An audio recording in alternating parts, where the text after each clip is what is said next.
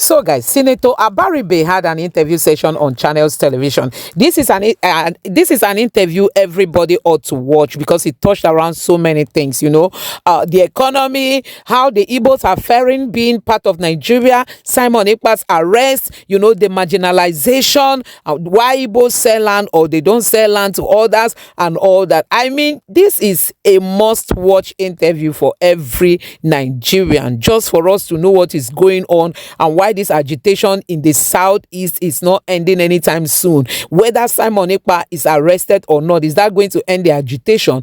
All this and more Senator Abaribe spoke about on Channels Television. So guys, take your time, watch this video to the end and let me know your thoughts in the comment section below. Don't forget to subscribe. Please. We looked around and we found one land. You know who owned that land? Adekunle Ganiu, a Yoruba man, inside a village in my hometown.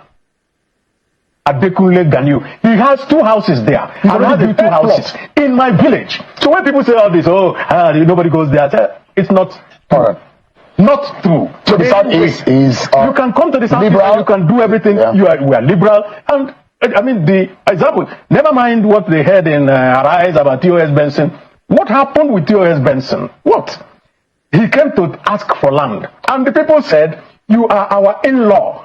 And our people have a saying, your in-law is your God, is your own person. We can't sell land to you because you're our brother. Rather, we donate land to you. They donated land to him. And the story now ended that they didn't give him land. They didn't say that they donated that. Hello guys, welcome back again to my channel and thank you for coming. If you're new here, you can subscribe. So that is a reply to a statement made by Dr. Ruben Abati of Arise TV, where he said that the Igbo don't sell land to a non-Igbo, and it has been noted that that man or that Dr. Ruben Abati have always talked bad about the Igbos. I don't know what he have with the Igbos or what he have heard about the Igbos. So this is a video where Senator Abaribe actually blasted him and gave him autoporously and explained every lies about the Igbos, because the Igbos have always been lied about. And remember, the memo was passed to the government about that they should be careful about the Igbos. This was exposed by a leader of Nigeria, by Omowere Sowore. He said that there was a memo that had been written to the government house that they should be careful of the Igbos. So Igbos have been treated anyhow in our country and lied about. So here's the video where Senator Abaribe explained and revealed the truth. So now I'd like you guys to hear that video and I'll be with you guys shortly. The arrest of Simon Ekpa in Finland, and event has sparked a mix of relief for some, skepticism for others. Do you believe that this development marks a turning point in addressing separatist agitation in the Southeast, or does it risk further complicating the situation? I think it marks a turning point. I think it's something that is very, very welcome. Because what it does is that it will tell all those people at home who are purveyors of violence, who are being instigated by Simon Ekpa, to now know that he actually said, that he's just a content creator, that he's not, what do you call him now? He's a prime minister. Because he's a prime minister. We have always said that what he continues to try to direct from there is antithetical to what the Igbo stand for, and that it is totally wrong, and that what has happened is that a legitimate, I will say, quest by the IPOB seeking non-violent referendum was turned by all these, I will say, kidnappers, criminals, and everyone. And because they have found a key for the average Igbo, when you say Biafra, they feel that, you must be doing the right thing. And they're using it to cause mayhem back in. I mean, whatever they say they are doing in the Southeast is not supported by anybody in the Southeast. All you have is a band of criminals. Now, because they know that when they call themselves IPOB, then everybody will say, okay, maybe they are this. And also, our security agencies also find it difficult to discern between a criminal and somebody who is saying he's doing agitation. And so every little thing that happens, they will now say, It appears that Simon Ekpa and some of his friends were feeling a vacuum left after the arrest of Nnamdi Kanu. Well, what vacuum? I mean, Nnamdi Kanu engaged. All of us have been going around trying to make sure that we deal with the matter to make him come out, which we continue to tell the federal government that he is the key. Reason is that everybody using his name and the name of IPOB to perpetrate violence and mayhem. And I will ask the same Simon Ekpa and their group. You want Biafra? Fine. Do you want Biafra, or do you get Biafra by killing the same Biafrans you want? How? How does murdering people, how does kidnapping people, how does going around and spreading mayhem, killing policemen, burning police stations down and all that help you? How? I mean, calling Nigeria animal farm, calling Nigeria zoo, calling Nigeria all sort of, and painting a picture that this is a hell on earth, a country that is unlivable, and giving an impression from outside of the country as though anyone who is in government or anyone who represents any other thing other than IPOB is a villain. Now, and there are those who believe that, yes, the agitation and some of the intervention that Nnamdi Kanu represented, as soon as he got off the radar, of the scene, there are those who wanted to feel and lead that voice. But the question is that you have been agitating for the release of Nnamdi Kanu. Buhari government has passed. You were arrested as being a surety for Nnamdi Kanu. There are those, in fact, who said some of you were the promoters of the likes of Nnamdi Kanu, and what has led to some of the violence that we have seen in the South. The fundamental question is, how can this end? The agitation, or what can bring to a conclusive peace in the Southeast region? How it will end is simple. Every one of them claims that it is because Nnamdi Kanu is incarcerated. That is why they are doing. That's not why. It will end when Nnamdi Kanu comes out, and then we now know who is a genuine agitator and who is a criminal. How do you go about that? How you go about that is that when Nnamdi Kanu comes out, then he can know his followers. By extra legal or judicial means. No. Nobody will now have a reason to say, oh, we are burning down this station, we are killing this policeman, we are killing our own people, nobody's doing, you are going to be doing sit at home because he is incarcerated. Senator, what I'm asking is that, how would this happen? How will Nnamdi Kanu be released? Because that means the case before the courts are probably going to be jettisoned. Those are extra legal means, political means. The Nnamdi Kanu was extraordinarily rendition to Nigeria. The Supreme Court has even accepted that. And what we have been doing is, rather than continuing through the court process, let us take it outside of that. What has Nnamdi Kanu done that Igboho did not do? Think about it. Yet, Igboho is walking free today. Is it shouting or you're screaming? They've said all that. Even Igboho went the other day to London to say, oh, I'm going to submit a letter to the Prime Minister or to the King of England or whatever. Oh, we want to have our own nation.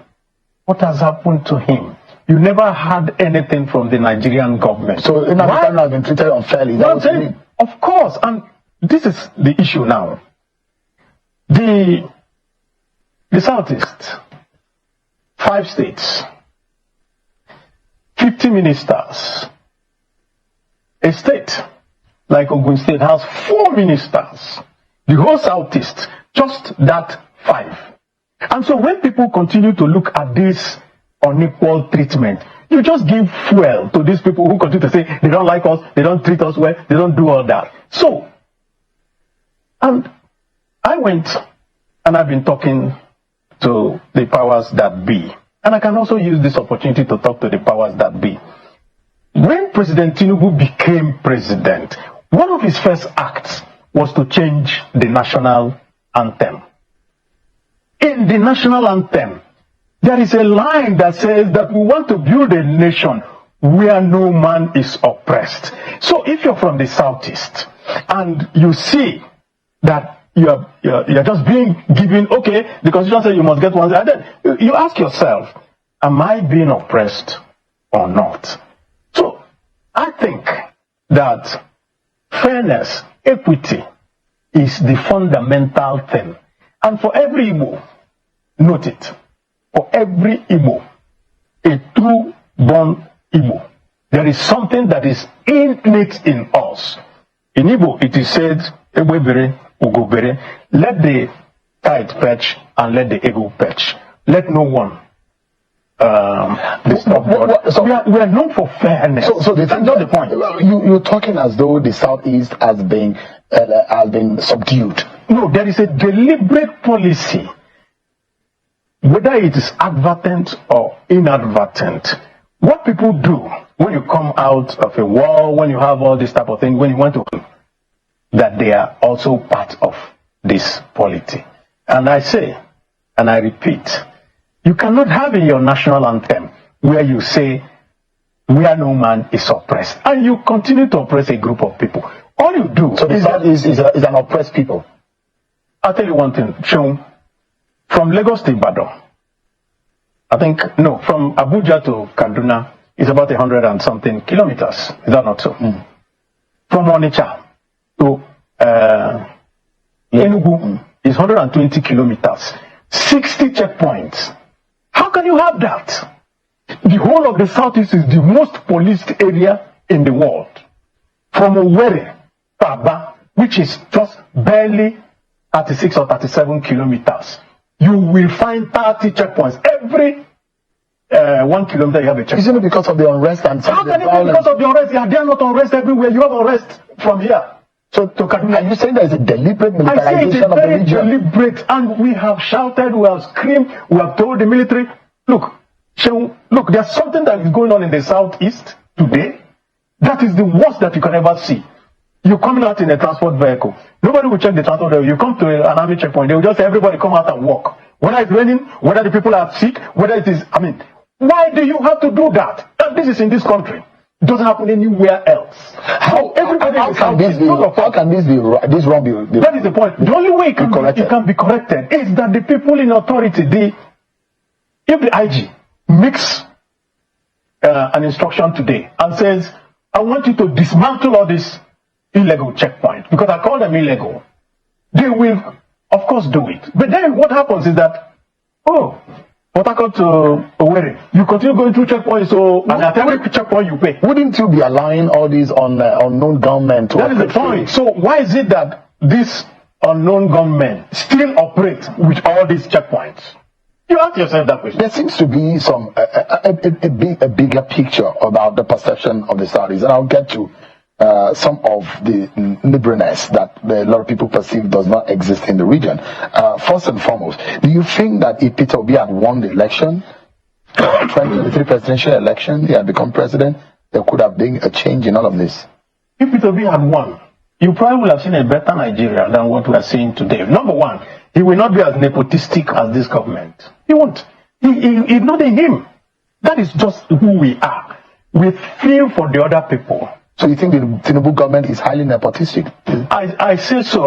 I don't think so. I'm seeing it, and we see it every day. And I'm just giving you one example. How can Ogun State have 4 ministers? Well, Tinubu is not from Ogun State. That is the point. So why does he favor Ogun State? Look, Oyo State has only 1 minister. Ask yourself that. What is it? Is it the right time for the Igbos and the South, people of the Southeast extraction, to sit down and rethink their politics? No. See what we're doing. Because everybody continues to say that. Why don't you think you're well? No.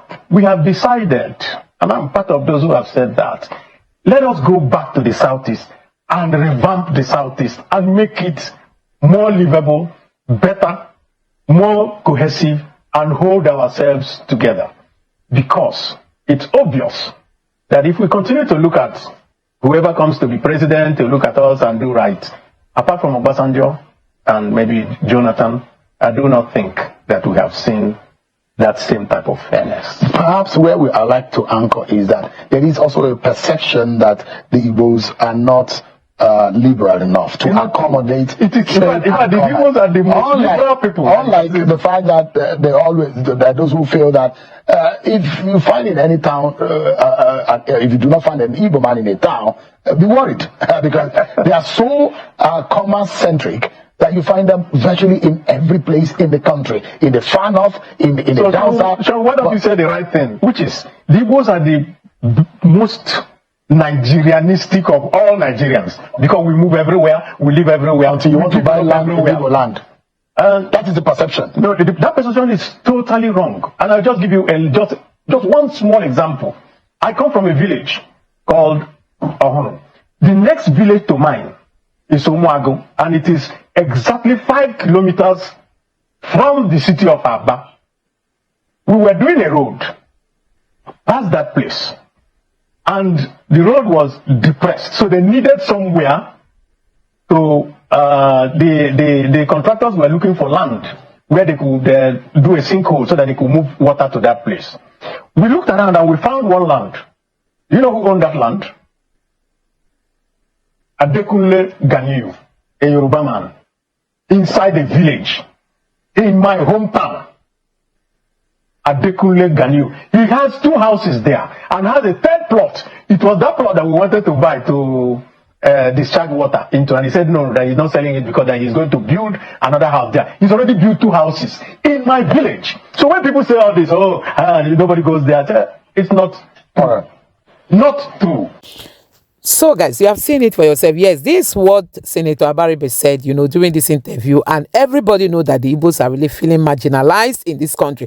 Okay, he made mention of how, Igbo went to the UK to present or to submit letter of them wanting secession, and the federal government kept quiet. The Tinubu's government kept quiet. If that was to be an Igbo person that did that, oh my God, they will begin to look for the person's head, That is it. So Senator Abaribe has touched on it. Go to the southeast and see what the military people are doing. Checkpoints everywhere. They will ask passengers to all step their legs down and you walk on your toe. Hey, what kind of slavery is more than this one? This one is pure slavery that the Igbos are going through in this country. I mean, the Igbos are getting it hot, being Nigerians. And that is why, whether they arrest Simon Ekpa or not, somebody else can still arise, Somebody else is still going. Go to the internet and see Simon Ekpa's followers are no more hiding their faces. They are coming, and that's to just tell you that even if you arrest Simon Ekpa, the agitation is not stopping. We are going to agitate. That is just what they are saying. So, guys, I don't think the federal government, even using might and power, when they arrested Nnamdi Kanu, they thought arresting Nnamdi Kanu is going to make everything to die down. Guess what? Simon Ekpa came up. Now, Simon Ekpa, even if he's arrested, do you think other of this agitation, the IPOB members will just keep quiet? No, another person will still rise to replace him. So the best thing is you go and settle with these people. Know why they're agitating. What are their challenges? What are they saying? Are they just making false claim, or are they saying the right thing? Why not address their challenges? Go to the southeast. Nothing is working. No industry, no presence of government, no company, nothing that is owned by the government. Government institutions in the southeast have all collapsed. What you see is striving. Why the Igbos are striving is because of their entrepreneur skills. That's just what is keeping the southeast moving. People are into businesses and all that. But when it comes to government-owned institutions, you don't see the government. Have you heard Tinubu is doing anything in the southeast? When Buhari was there for 8 years, Buhari was commissioning all kinds of things in the north, but still the north remains the poorest. The southeast is the one doing everything for itself. And when people agitate, they say, why are you agitating? So nobody wants to feel oppressed in a country he or she knows is supposed to be free. Nobody wants to feel oppressed. So, guys, I don't know what you make of what Senator Abaribe said in this video. Let me know your thoughts in the comment section below. Please don't forget to subscribe to the channel. Turn on the notification bell. Please give this video a like so that YouTube can recommend it to others. And drop your thoughts in the comment section below. Thank you.